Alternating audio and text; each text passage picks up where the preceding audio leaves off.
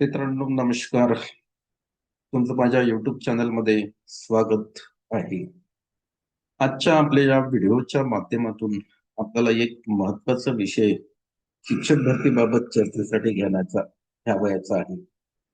आणि तो महत्वाचा विषय आपल्या दृष्टिकोनातून का आहे, तर शासनाने ज्या काही स्थानिक स्वराज्य संस्थांच्या शाळा आहेत, त्या शाळा ज्यांच्या मार्फत चालवण्यात येतात, त्यांना जाहिराती अपलोड करण्याचे स्पष्ट आदेश दिलेले आहेत.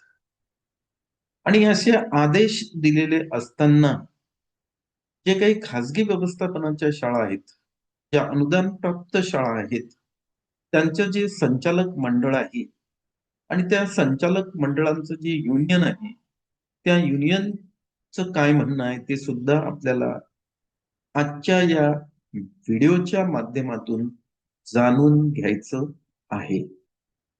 सगळ्यात महत्वाचं असं आहे की मे 2026 पर्यंत पवित्र पोर्टलवर, त्या पवित्र पोर्टलचं कामकाज महाराष्ट्र राज्य शिक्षा परिषद पाहते.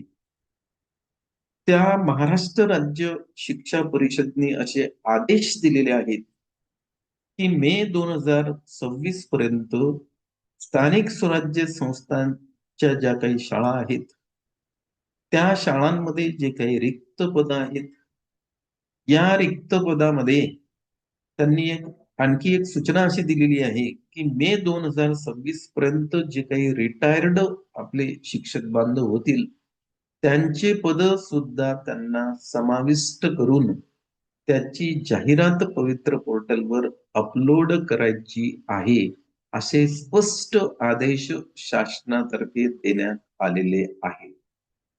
आणि आपण या अगोदर हे सुद्धा बघितलेलं आहे की जवळपास जे काही रिक्त पदांची संख्या आहे, म्हणजे समायोजन झाल्यानंतर जे काही रिक्त पदांची संख्या आहे, त्या रिक्त पदांची संख्या या स्थानिक स्वराज्य संस्थांच्या शाळांमध्ये 9,000च्या वर जाते.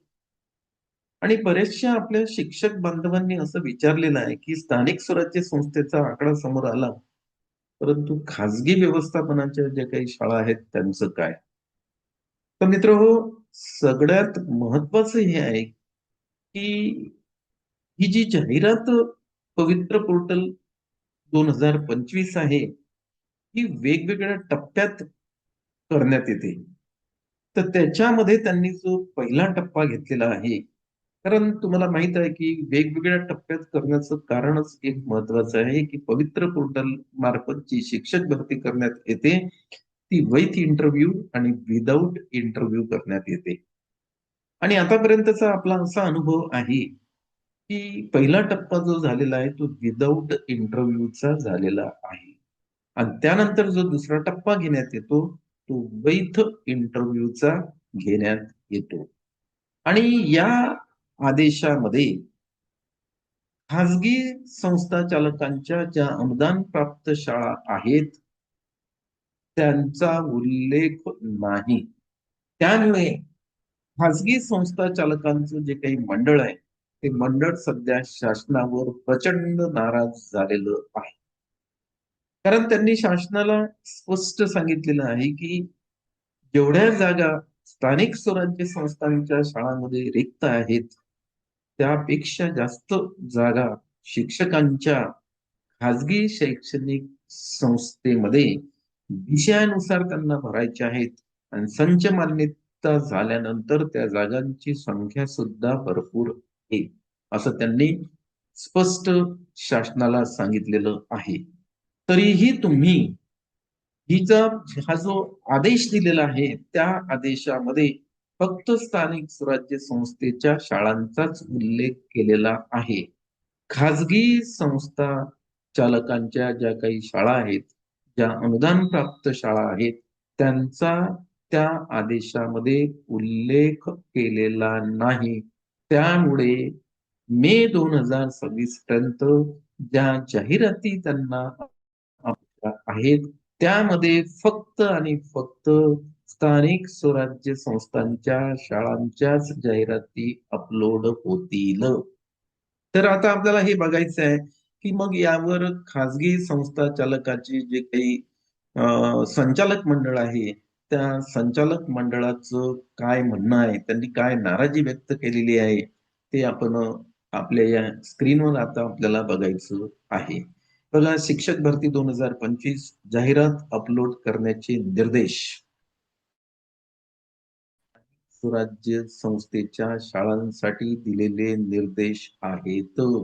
यामध्ये खाजगी संस्था चालकांचा समावेश नाही, म्हणून त्यांनी यावर नाराजी व्यक्त केलेली आहे.